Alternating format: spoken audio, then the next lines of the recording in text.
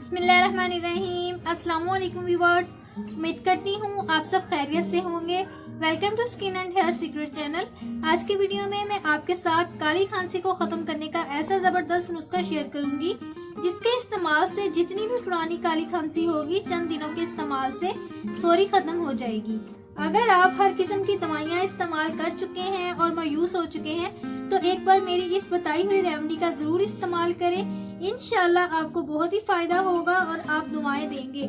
लेकिन इससे पहले आप मेरे चैनल को अभी ही सब्सक्राइब कर लें और बेल बटन को प्रेस कर लें और इसे अपने दोस्तों में लाजमी शेयर करें। तो चलिए आपको इस नुस्खे के बारे में बताती हूँ।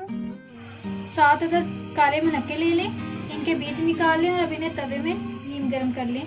अच्छे तरीके से इसको 2-3 मिनट तक आपने नीम गर्म कर लेना है।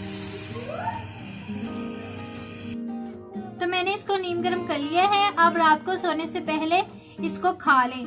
इंशाल्लाह मैं गारंटी देती हूँ कि पुरानी से पुरानी खांसी भी चंद दिनों के इस्तेमाल से फौरी खत्म हो जाएगी।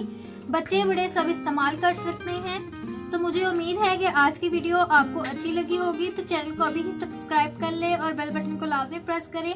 और जिस चीज़ की समझ ना आई हो आप मुझे कमेंट्स में पूछ सकते हैं और इस वीडियो को अपने दोस्तों में लाजमी शेयर करें ताकि उनका भी फायदा हो सके।